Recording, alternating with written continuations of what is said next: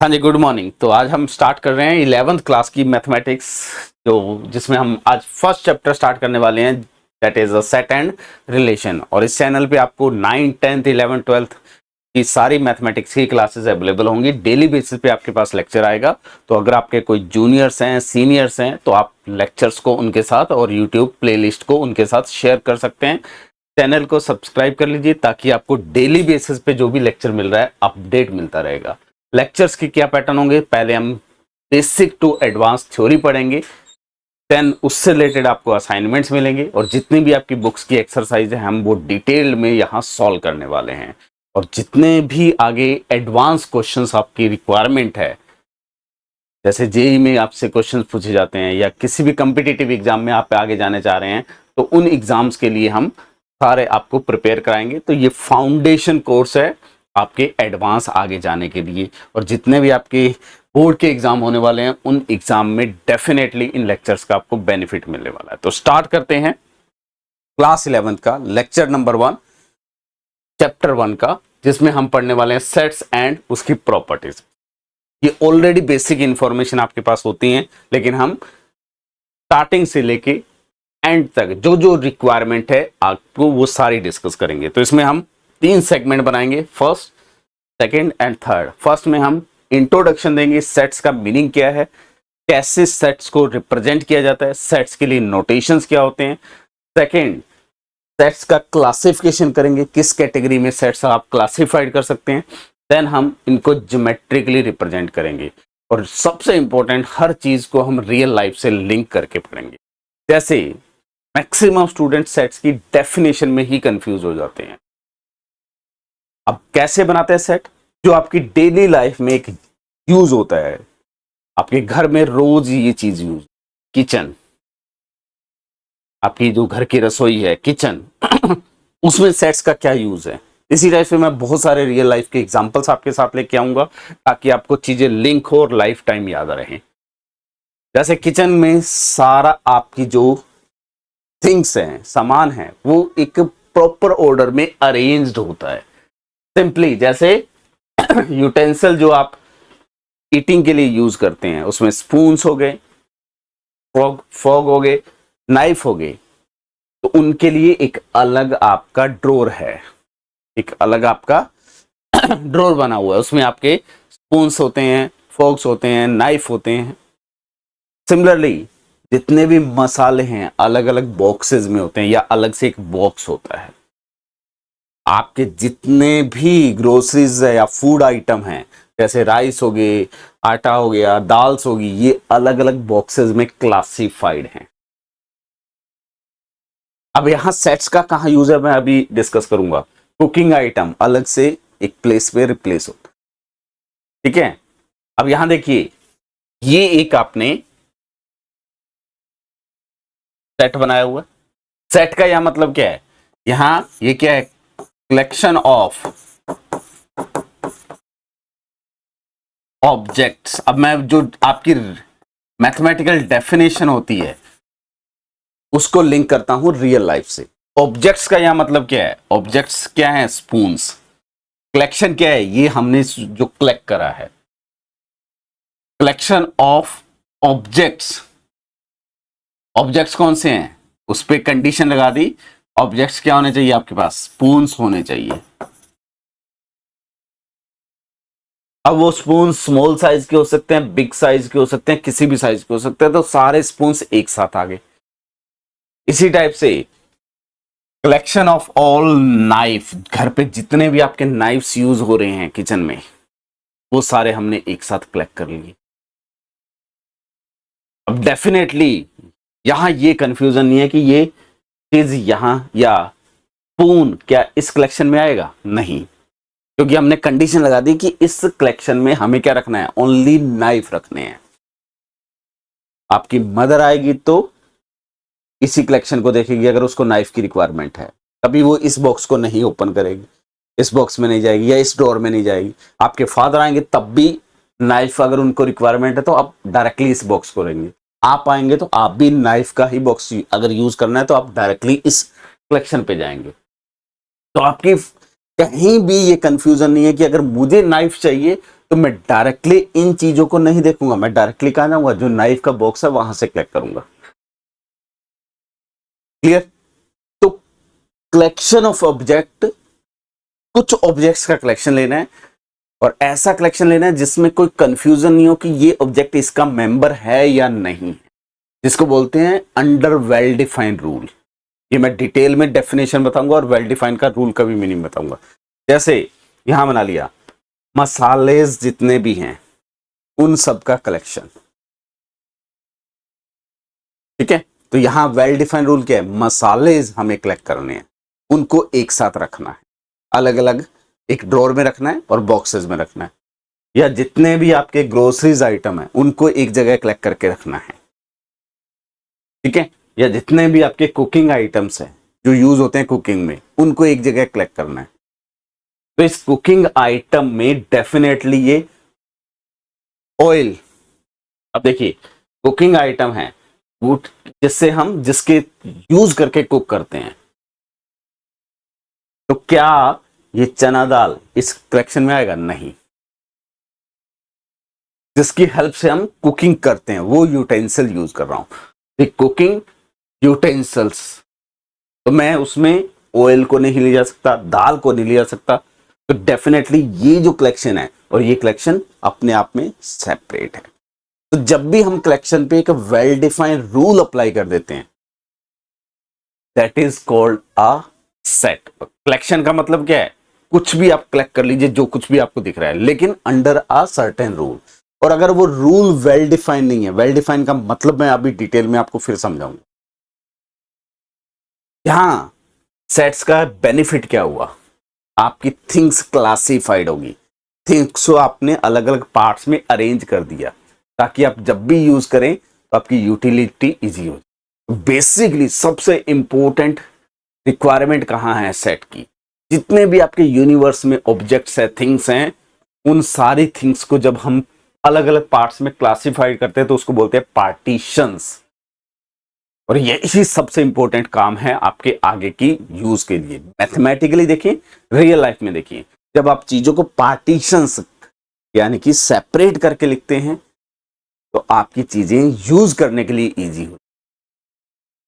तो थिंग्स को इजी बनाने के लिए हम सेट थ्योरी, रिलेशन, फंक्शन, ये सारी चीजें पढ़ेंगे, ठीक है। इसी का नेक्स्ट चैप्टर आपका है रिलेशंस का, तो हम सेट्स अगर अंडरस्टैंड करेंगे तो रिलेशंस को पढ़ा पाएंगे। तो थोड़ा सा एक और एग्जांपल लेते हैं। जैसे आपके स्कूल्स में, आपके स्कूल में फर्स्ट क्लास से लेके 12th क्लास का अज्यूम कर रहे हैं कि आपका स्कूल है, तो आपकी हर क्लास का क्लासिफिकेशन है, ठीक है।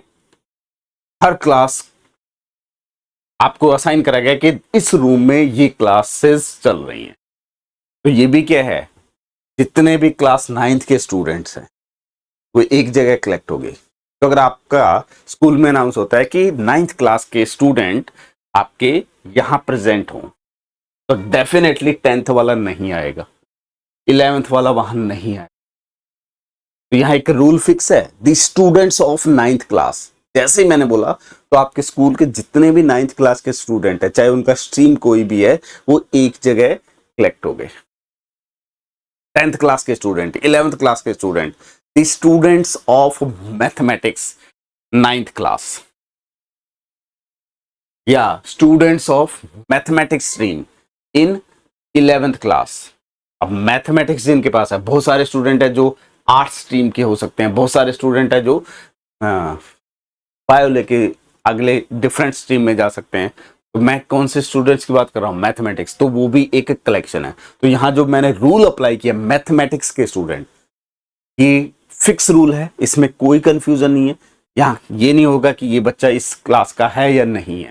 तो जैसे मैंने बोला कि 11th क्लास के मैथ्स के स्टूडेंट्स का कलेक्शन आपके स्कूल, तो फिक्स है कि उसमें किसी भी फैकल्टी को ये कंफ्यूजन नहीं होगा कि ये बच्चा इसमें आएगा या नहीं है।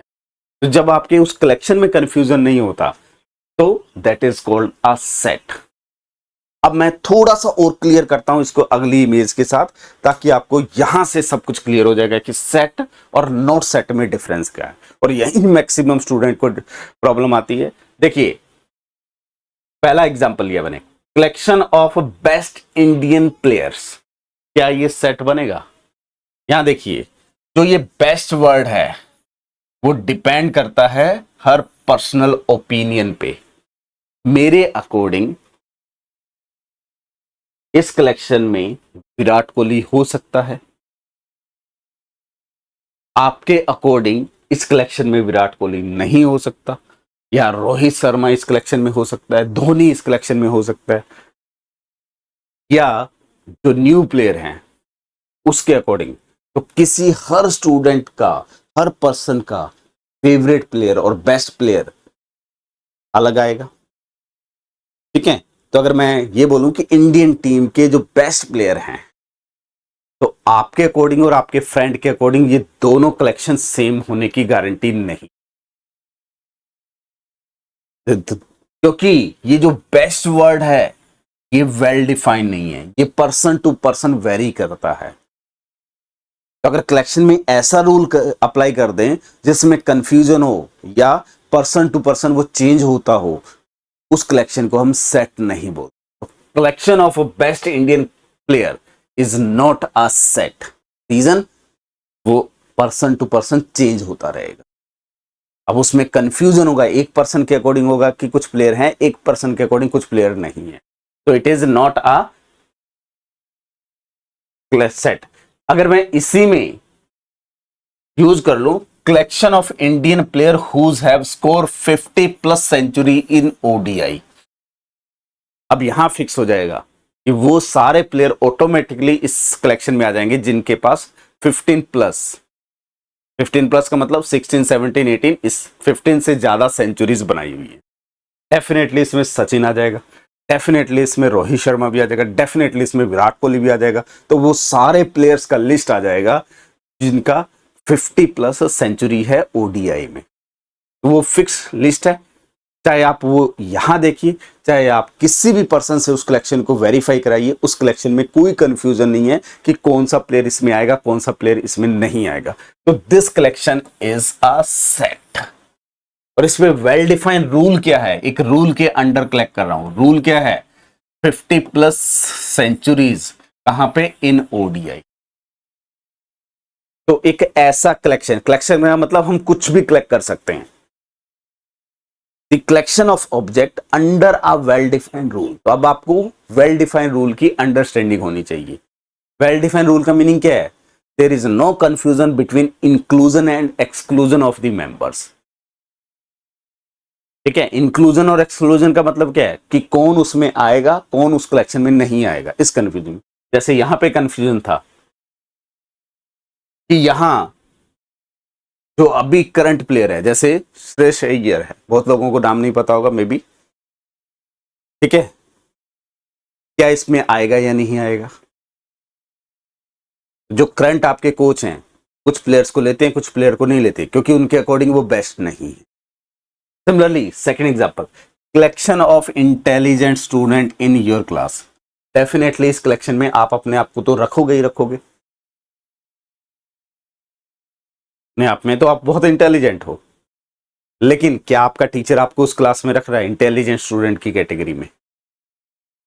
क्या आप कोई दूसरी फैकल्टी उस कलेक्शन के रख रहे हैं? मान लीजिए मैथ्स की फैकल्टी है, साइंस की फैकल्टी है, और आपके डिफरेंट इंग्लिश की फैकल्टी है।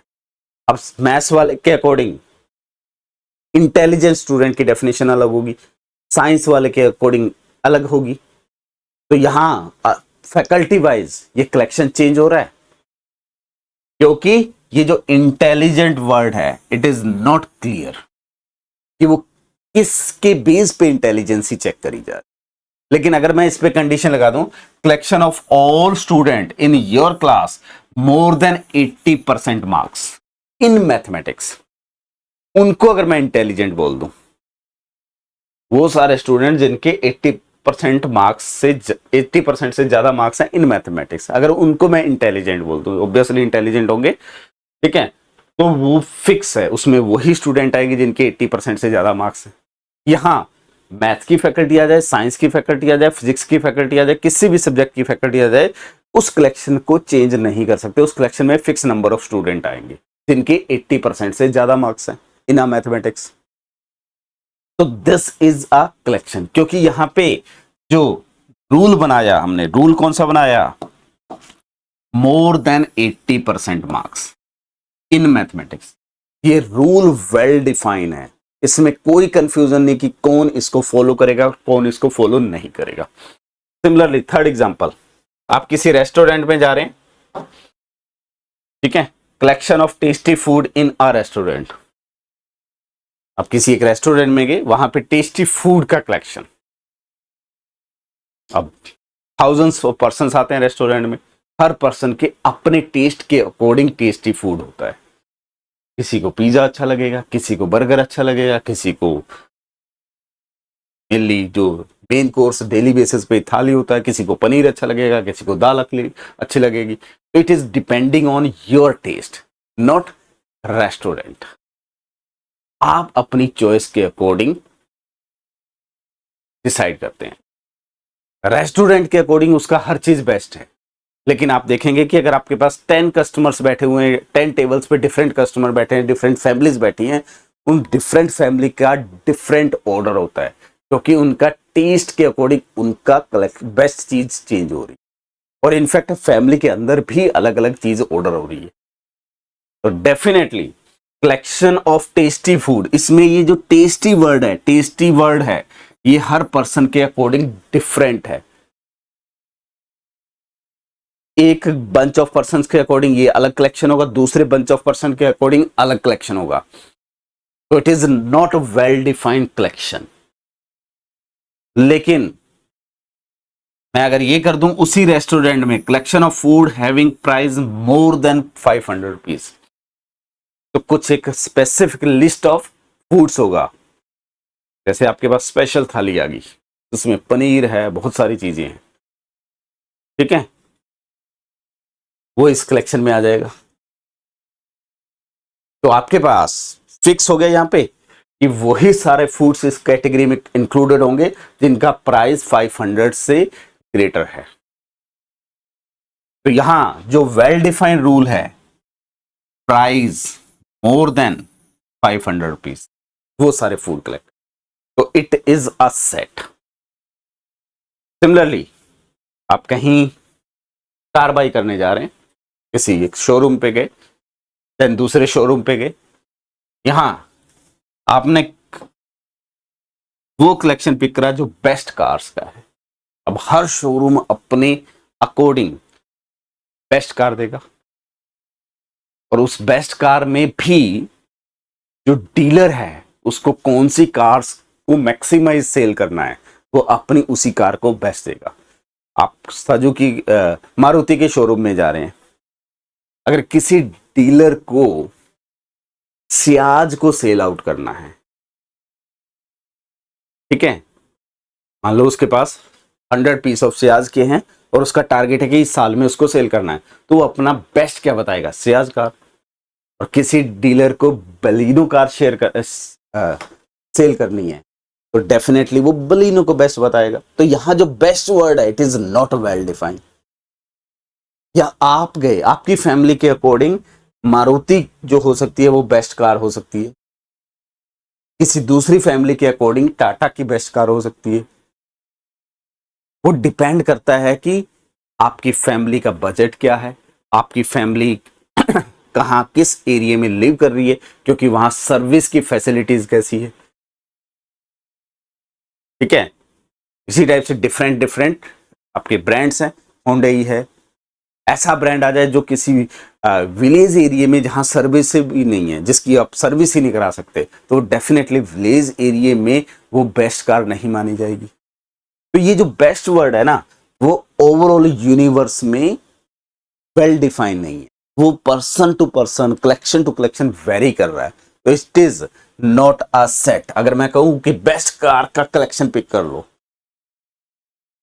तो it is not a set. लेकिन अगर मैं आपको कहूं किसी एक स्पेसिफिक ब्रांड की वो सारी कार को कलेक्ट कर लीजिए जिनका माइलेज 20 किलोमीटर पर लीटर है, डेफिनेटली इस कैटेगरी में कुछ fix number of cars definitely आ जाएंगी।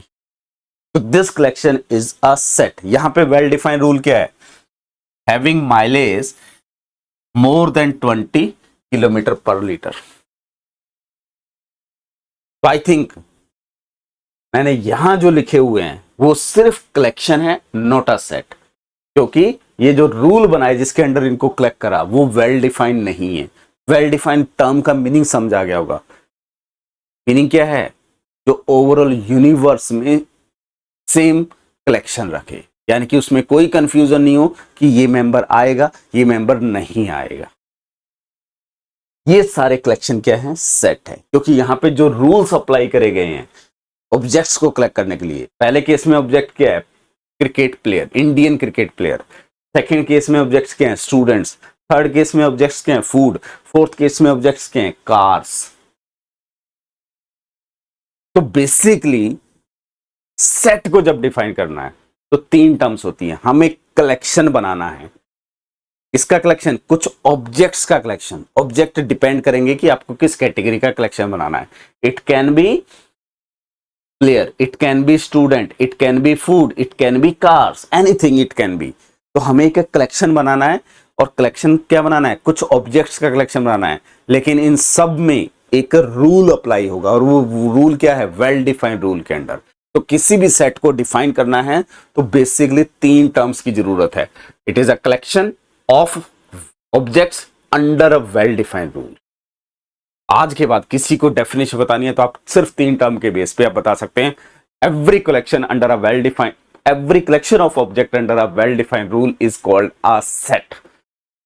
एक लाइन में याद हो जाएगा। और अगर कोई आपसे पूछे कि कोई ऐसा एग्जांपल बताओ जो सेट नहीं है, आप यहां से कोई भी पिक कर सकते हैं और ऐसा एग्जांपल बनाओ, इसी को सेट बनाने के दिखाओ, तो आप यहां पे कोई कंडीशन लगा सकते हैं आपके अकॉर्डिंग। और ऐसी कंडीशन लगानी है जो फिक्स हो, जिसके अकॉर्डिंग कंफ्यूजन ना हो कि उसके बाहर कौन है उसके अंदर कौन है। तो यहां स्टार्ट करते हैं हम। डेफिनेशन ऑफ अ सेट्स क्या है? A set is a well defined collection of objects. तो यहां देखिए तीन टर्म्स का मेनली सारा काम है, ठीक है? ऑब्जेक्ट्स, और यहां जो ऑब्जेक्ट्स आते हैं डिस्टिंक्ट ऑब्जेक्ट्स आते हैं, ठीक है? दो ऑब्जेक्ट रिपीटेड नहीं होते। A set is a well defined collection of object. Well defined का मीनिंग मैं आपको बता चुका हूं। वेल डिफाइंड का मीनिंग क्या है? A collection set to be well defined if we can clearly decide whether an object is belonging to that collection or not belonging to। कि हम ये डायरेक्टली देख के बता सके कि इसमें ऑब्जेक्ट होगा, ये वाला ऑब्जेक्ट होगा या नहीं होगा। जैसे मैंने सबसे पहला एग्जांपल दिया, कलेक्शन ऑफ स्पून्स। आपके किचन में कलेक्शन ऑफ स्पून्स है, ये वेल डिफाइंड ऑब्जेक्ट है। अब इसमें स्पून्स होंगे और नाइफ नहीं आएंगे, डेफिनेटली क्लियर है। कोई मसाला नहीं होगा उस बॉक्स में, उस ड्रॉर में, ठीक है? A drawer of spoons, a box of knives, तो उसमें स्पून्स नहीं होंगे। जैसे मैं एक कलेक्शन बनाया, कलेक्शन ऑफ स्पून्स, तो यहां कोई कंफ्यूजन नहीं है कि इसमें कौन आएगा कौन नहीं आएगा। डेफिनेटली फिक्स हो गया, स्पून्स आएंगे, उसके अलावा कुछ नहीं आएगा। तो वेल डिफाइंड रूल का मीनिंग आई थिंक क्लियर हो गया होगा। A collection is said to be well defined if we can clearly say that or decide whether an object is a member or belonging to that set or not. Clear? And object in set are also called, जो objects हैं उनको हम elements भी बोलते हैं, members भी बोलते हैं और ऑब्जेक्ट्स भी बोलते हैं। अब मैं कुछ नोटेशन डिफाइन करता हूं।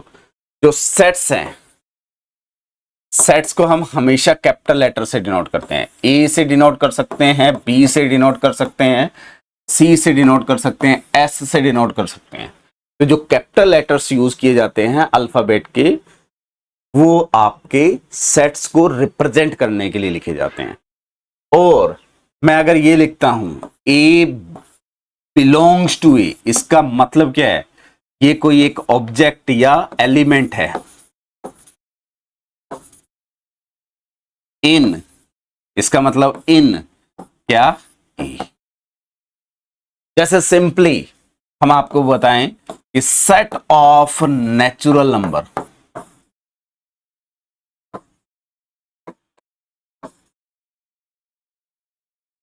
और ये नेचुरल नंबर आप 8th क्लास से पढ़ते आ रहे हैं, तो उसको बेसिकली किससे डिनोट करते हैं? एन से। एक स्टैंडर्ड नोटेशन है। और इसमें क्या आएगा? इसको कर्ली ब्रेसेस के फॉर्म में रिप्रेजेंट करते हैं। क्या लिख सकता हूं? 1 2 3 4 एंड सो ऑन। ये आ गया। तो यहां मैं क्या लिखूंगा? -11 क्या इसका मेंबर है? It is does not belongs to N. तो ये नोटेशन है नॉट अ मेंबर। इसका मतलब -11 इज नॉट एन एलिमेंट, या इसको बोलेंगे मेंबर ऑफ नेचुरल नंबर। अगर मैं 13 की बात करूं तो 13 is belongs to N. Belongs to, ये बिलोंग्स टू का मतलब उस सेट के अंदर है, तो 13 इज इन एन, ये लिख सकते। आई थिंक नोटेशंस का मीनिंग पता हो गया। जब भी सेट को रिप्रेजेंट करना है तो कोई भी कैपिटल लेटर यूज करेंगे, और उसके एलिमेंट्स, मेंबर या ऑब्जेक्ट को रिप्रेजेंट करना है तो small letter A B C X Y Z कुछ भी यूज कर सकते हैं, but it is small letter. ये रिप्रेजेंट करने का तरीका है। और जो भी ऑब्जेक्ट्स का कलेक्शन है 2 कर्ली ब्रेसेस के बीच में आता है, ये आपका कर्ली ब्रेसेस आएगा। ठीक है, अब आते हैं कुछ एग्जांपल्स पे। Which of following collection is well defined collection, hence it is set. तो बेसिकली आपको इन 4 में से डिसाइड करना है कौन सा सेट है। जैसे collection of a beautiful flower. Beautiful flower situation के अकॉर्डिंग आपके पास आएंगे।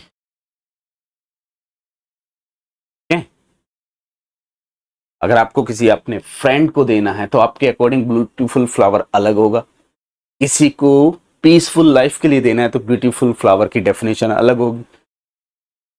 ठीक है, किसी को आपको एज अ मान लीजिए बुके देना है तो वहां ब्यूटीफुल फ्लावर कलेक्ट करने की डेफिनेशन अलग होगी। कहीं आपको पूजा में फ्लावर्स यूज करने हैं तो वहां ब्यूटीफुल फ्लावर की डेफिनेशन अलग होगी। कौन से फ्लावर्स यूज होते हैं पूजा में वो आपके अलग होंगे। तो यहां ये जो ब्यूटीफुल वर्ड है, it is not well defined, तो it is not a set. Collection of intelligent, already बता चुका हूं, it is not a set. Collection of vowels in English alphabet, वो ऑलरेडी प्री डिफाइन है। कौन होते हैं? ए ई आई ओ यू, यही कलेक्शन आएगा। 5 ही वर्ड अल्फाबेट होते हैं जो कहां आते हैं? वोवल्स में आते हैं। तो ये मेरा एक सेट बन गया, जिसको क्या नाम दे सकता हूं मैं? वी। अब यहां कोई कंफ्यूजन नहीं है कि कौन इसके बाहर है कौन इसके अंदर है। ये 5 इसके मेंबर इसके अंदर है, इसके बाहर कोई नहीं है। इसके अलावा कोई, बाकी सारे अल्फाबेट बेसिकली बाहर है, तो it is a set. Collection of tasty, tasty word is not well defined, तो it is not a set. Similarly second question, which collection is a set? Collection of good movie. अगर आपको action movie पसंद है तो आपके according good collection क्या होगा? आपके सिस्टम में एक्शन मूवी का होगा। और अगर किसी को रोमांटिक मूवी पसंद है तो उसके अकॉर्डिंग वो कलेक्शन क्या होगा? रोमांटिक मूवी का होगा। और किसी को कार्टून्स पसंद है तो उसका कलेक्शन क्या होगा? Cartoon movies. तो डिपेंड करता है पर्सन टू पर्सन। तो ये जो गुड वर्ड है, it is not well defined. Collection of reverse with clean water. अब ये क्लीन वर्ड का मीनिंग, इंडिया में हर पार्टी कहती है हमारे अकॉर्डिंग गंगा क्लीन है। अब वो क्लीन वर्ड ऑपोजिशन के अकॉर्डिंग नहीं है वो क्लीन। ठीक है, जो करंट में आपकी गवर्नमेंट है उसके अकॉर्डिंग गंगा यमुना सब कुछ आप उन्होंने बहुत क्लीन कर दिया। लेकिन जो अपोजिशन में पार्टी बैठी है उसके अकॉर्डिंग उस क्लीननेस नहीं है। तो 2 अलग अलग ग्रुप्स के अकॉर्डिंग डेफिनेशन चेंज हो रही है। तो ये क्लीन वर्ड जो है, it is not well defined, it is not a set.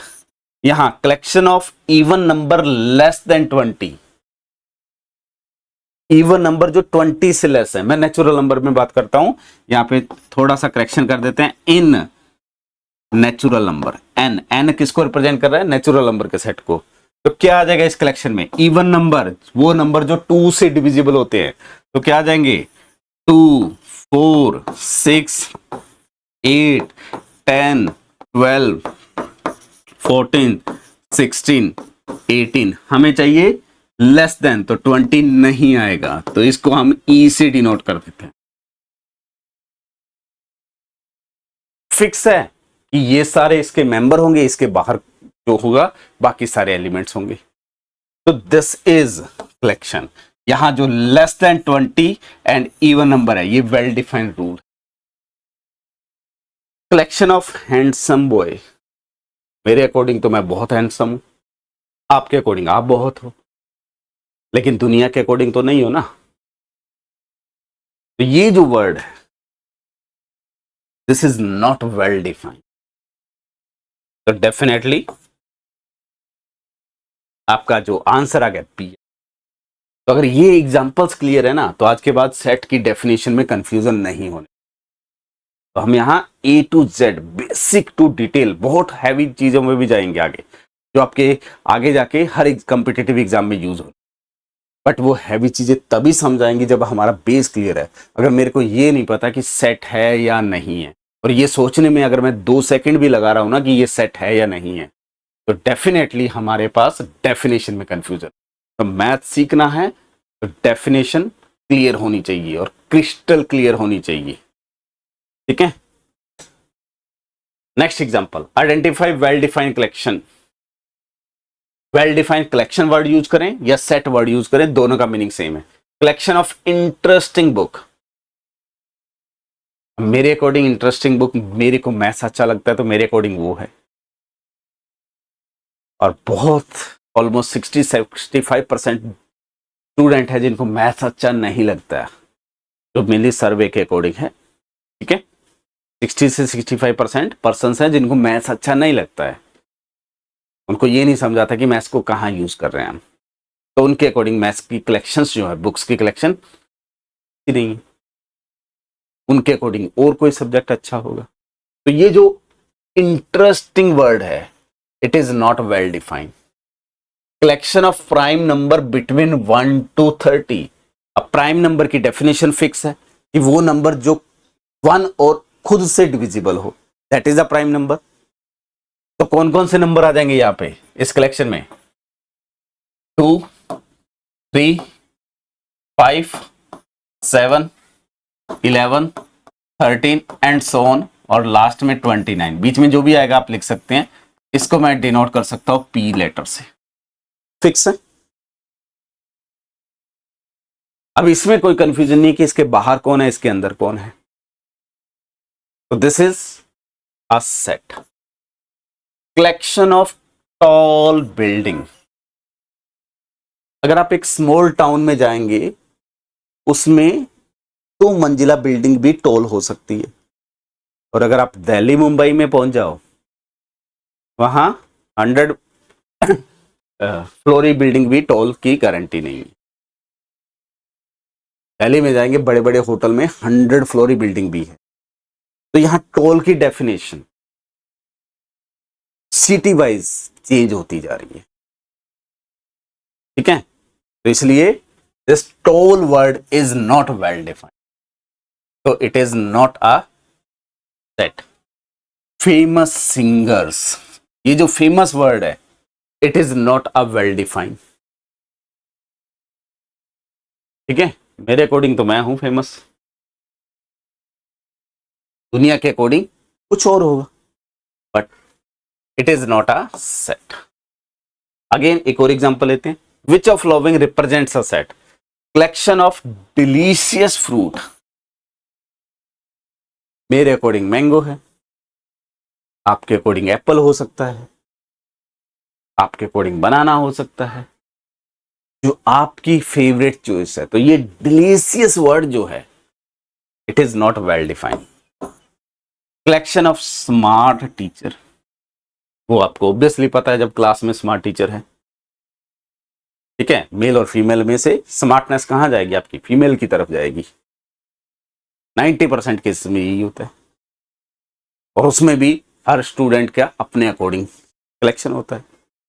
तो this smart word is not well defined, so it is not a set. Brave soldier, अब ब्रेव सोल्डर की डेफिनेशन, यहां brave word is not well defined, ठीक है। Obviously example आपको पता है, collection of days in a week, week में कौन कौन से डेज हैं, तो ऑब्वियसली फिक्स हो जाएगा Monday, Tuesday, Wednesday, Thursday, Friday, Saturday and Sunday. तो इस कलेक्शन में डेफिनेटली ये 7 मेंबर आएंगे, कोई भी कंफ्यूजन नहीं है कि कौन बाहर है कौन अंदर है, फिक्स हो गया ये यानी, तो it is a set. I think clear है डेफिनेशंस, ठीक है। तो अगर आपको डेफिनेशन क्लियर है, मैंने बहुत सारा टाइम लगाया डेफिनेशन लिखाने में, यही आपको करना है। अगर डेफिनेशन क्लियर होगी ना, उसके बाद आप चीजें करना बड़ा इजीली समझो। स्टूडेंट करता क्या है, ट्राई करता है कि मैं क्वेश्चन सॉल्व कर लूं जल्दी से। क्वेश्चन ऑटोमेटिकली सॉल्व होना स्टार्ट हो जाएंगे जिस दिन हमें कंसेप्ट पता लग गया, मुझे मीनिंग पता लग गया चीजों। मैं गारंटी देता हूं कि आप जितनी भी आपकी एक्सरसाइज के क्वेश्चन है वो खुद सॉल्व कर पाएंगे, प्रोवाइडेड टर्म्स पता है, डेफिनेशन पता है, चीजें प्रूफ करने का प्रोसेस पता है। हम आपका फाउंडेशन स्ट्रॉन्ग करना है, और फाउंडेशन स्ट्रॉन्ग हो गया तो लाइफ टाइम काम आ गया। और ये जो 11th का कोर्स है, अगर ढंग से कर लिया तो 12th में 30% पढ़ने की जरूरत है। तो 9th और 11th ढंग से कर लो, 10th और 12th बड़े इजीली हो जाएगी। जो सबसे बड़ा फियर है स्टूडेंट का आज की डेट में, कि 10th में 100 मार्क्स 90+% कैसे लेके आने हैं। बेस क्या है, स्टूडेंट आजकल करता क्या है, जाके 10th में मेहनत करना स्टार्ट करता है। अगर आपने 9th की बुक ढंग से कवर अप करी हुई है तो 10th में एफर्ट आपको 30% से ज्यादा नहीं करने की। इसी टाइप से 11th अगर ढंग से पढ़ा हुआ है तो 12th में जाके आप 30% मेहनत करोगे। यही चीजें आगे 12th में यूज हो। अगर मैंने सेट की डेफिनेशन 9th में सीख ली, और अगर आपको 10th 11th में सीख ली, और अगर आपको 12th में दोबारा सीखनी पड़ रही है, दोबारा पढ़नी पड़ रही है दोबारा 12th की क्लास में, तो इसका मतलब हम पढ़ नहीं रहे हैं, रट्टा मार रहे हैं, ठीक है। आगे बढ़ते हैं। रिप्रेजेंटेशन ऑफ सेट्स को, 2 टाइप के रिप्रेजेंटेशन होते हैं, एक होता है रोस्टर और टेबुलर फॉर्म, और दूसरा रिप्रेजेंटेशन होता है सेट बिल्डर फॉर्म या रूलर फॉर्म। तो अंडर अ रूल अगर हम डिफाइन करते हैं तो उसको रूलर फॉर्म, कैसे डिफाइन करेंगे उस पर आते हैं। अभी पहले पहला फॉर्म देखते हैं। रोस्टर फॉर्म का मतलब क्या है, जितने भी मेंबर है वो सारे के सारे लिख दो। यहां प्रॉब्लम क्या है, अगर मैं बोलूं set of real numbers between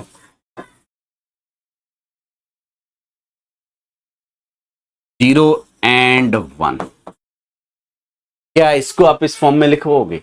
इसका मतलब all the element is written inside curly braces, सारे एलिमेंट को लिखना है। क्या मैं ये लिख सकता हूं, ये करली ब्रेसेस स्टार्ट करें मैंने, 0 आएगा इसमें, 0.1 आएगा, 0.2 आएगा, लेकिन इसके बीच में भी तो कोई आएगा, 0.01 भी आएगा, 0.02 भी आएगा, इसके बीच में फिर कुछ आ जाएगा, 0.001 भी आ जाएगा, 0.002 भी आ जाएगा, इसके बीच में फिर आ जाएगा 0.0001 आ जाएगा। तो क्या मैं सारे एलिमेंट को लिख सकता हूं? नहीं लिख सकता। तो इसलिए 2 फॉर्म बनाए गए हैं।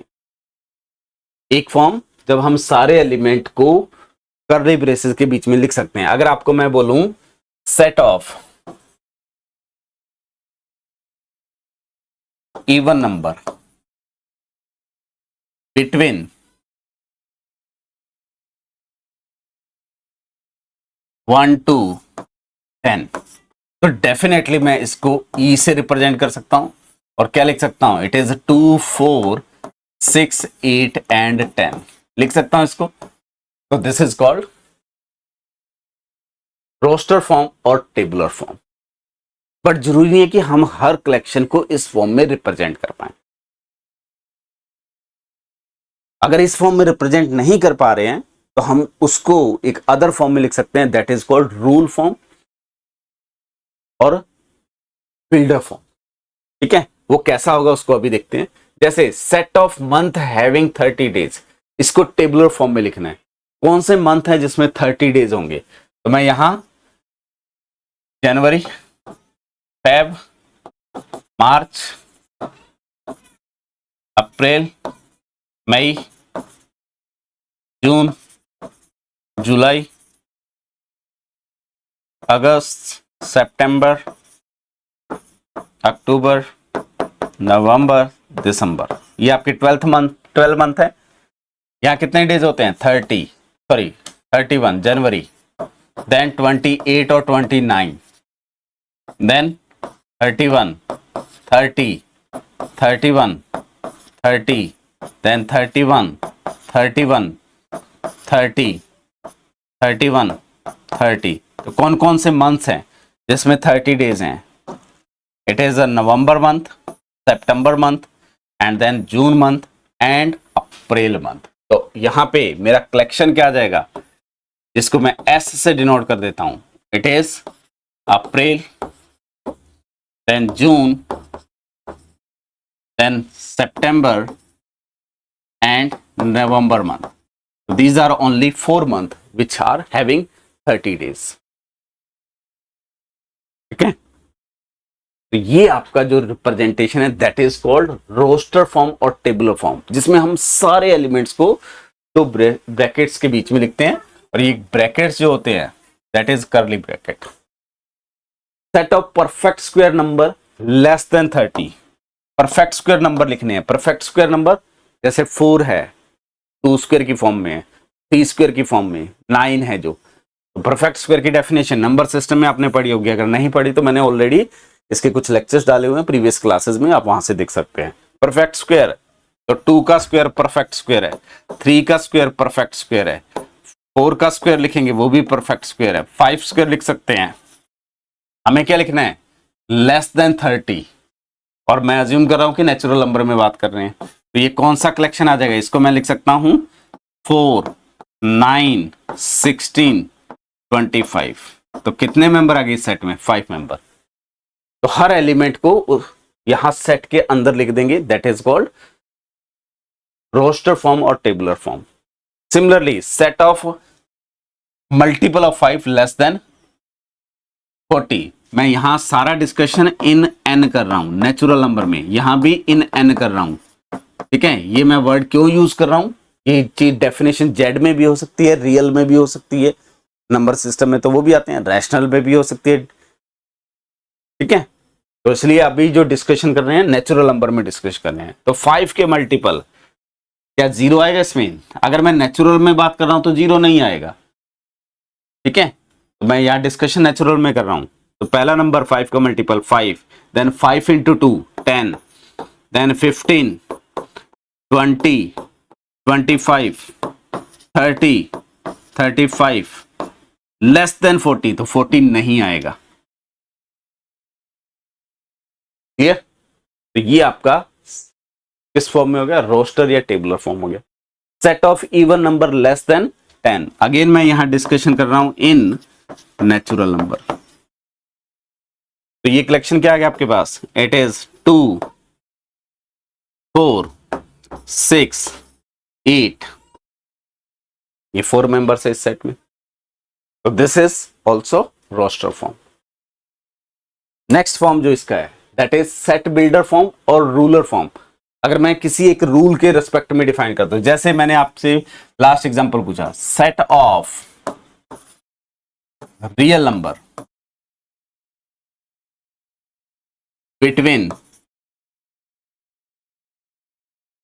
0 and 1, तो इसको मैं क्या लिख सकता हूं? एक एस से रिप्रेजेंट कर सकता हूं। क्या लिख सकता हूं? X belongs to real, real number के सेट को आप आर से रिप्रेजेंट करते हैं। नंबर सिस्टम आपने 9th और 10th दोनों क्लासेस में पढ़ा होगा, रियल नंबर सिस्टम। अगर नहीं पढ़ा तो मैंने 9th-10th क्लास के लेक्चर्स में ये रियल नंबर सिस्टम दिया हुआ है, अगर आपको चीजें रिवाइज करनी है तो वहां से रिवाइज कर सकते हैं। ठीक है, रियल नंबर सच दैट क्या आएगा, जो x की वैल्यू है वो 1 से बड़ी नहीं होनी चाहिए, तो लेस देन और इक्वल टू 1, ग्रेटर देन और इक्वल टू 0। तो मैंने सारे एलिमेंट लिखने के बजाय एक रूल के अंडर एलिमेंट को लिख दिया। कैसे, जो ऑब्जेक्ट आएगा वो रियल नंबर होगा और बिटवीन क्या होगा, 0 एंड 1, ऐसे लिखते हैं 0 और 1 के बीच में। जैसे यहां example, set of natural number multiple of 3 and less than 20, तो कैसे लिखेंगे, इसको s से नोटेट कर देते हैं। कैसे लिखेंगे, 3 के मल्टीपल, तो 3 इंटू क्या लिख देंगे, k, ये लिख देंगे। सच दैट, ये क्या होना चाहिए, नेचुरल नंबर, तो 3k बिलोंग्स टू क्या लिखूंगा, natural number. Such that k कहां से वेरी करेगा, मुझे 20 से लेस चाहिए और नेचुरल नंबर चाहिए, तो k इक्वल टू क्या हो सकता है, 1 2 अप टू 6 तक जाएगा, क्योंकि k को 7 रखेंगे तो 21 हो जाएगा, ये लिख सकते हैं। या इसी चीज को मैं दूसरी फॉर्म में लिख सकता हूं, this is can be written as 3k belongs to natural number such that k जो है वो भी एक नेचुरल नंबर है एंड k की वैल्यू मैक्सिमम क्या हो सकती है, 6, और मिनिमम क्या हो सकती है, 1। This is the collection. तो कुछ कंडीशन लगा के एलिमेंट्स को रिप्रेजेंट करेंगे, तो बेसिकली हम रूल अप्लाई कर रहे हैं, तो this is called set builder form, और मैक्सिमम टाइम हम इसी फॉर्म का यूज करेंगे। Set of perfect square number less than 50, कैसे लिखेंगे इसको, परफेक्ट स्क्वायर नंबर यानी कि x चाहिए, मैं यहां बात कर रहा हूं इन n, ठीक है, x belongs to natural number such that x equal to some क्या लिख सकते हैं, n स्क्वायर, एंड ये जो n स्क्वायर है वो क्या होना चाहिए, लेस देन 50 है, तो less than 50 and greater than और इक्वल टू 1। क्लियर। इसी टाइप से set of odd number which are multiple of, just 1 minute, set of odd multiple of 5, तो अब ओड नंबर कैसे होते हैं, 2k माइनस 1। अब देखो ये ओड नंबर क्यों है, k इक्वल टू अगर 1 रखूंगा, ठीक है, यहां k इक्वल टू अगर 1 रखेंगे तो ये वैल्यू क्या आ जाएगी, 1, k इक्वल टू 2 रखूंगा तो ये वैल्यू क्या आ जाएगी, 3, k इक्वल टू 3 रखूंगा तो ये 5 आ जाएगा, तो ये सारे ओड नंबर्स आ गए। मुझे यहां set of odd multiple of 5, तो 5 के कौन से मल्टीपल चाहिए, ओड मल्टीपल, तो इसको मैं कैसे लिखूंगा, 5 और इसको किससे मल्टीप्लाई करना है, किसी ओड नंबर से, तो 2k minus 1 such that, condition क्या लगाएंगे, k जो होगा कोई भी नेचुरल नंबर होगा विद k की मैक्सिमम वैल्यू कहां तक ले जा सकता हूं मैं, यहां पे कंडीशन लगा देते हैं 5 into 2k minus 1 less than 50, ये लिख सकता हूं। क्लियर है। इसी टाइप से set of all integer divisible by 4 but not 8, इसको हम कैसे लिखेंगे, k belongs to z such that 4 divides k and 8 does not divide k, ये लिख सकते हैं। तो दिस इज माई s।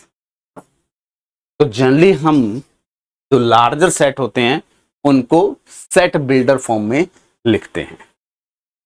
ठीक है, तो आज के लेक्चर में हमने सिर्फ डेफिनेशन ऑफ सेट्स कवर करी, सेट्स के 2 रिप्रेजेंटेशन लिखे, first one is roster form, second one is set builder form.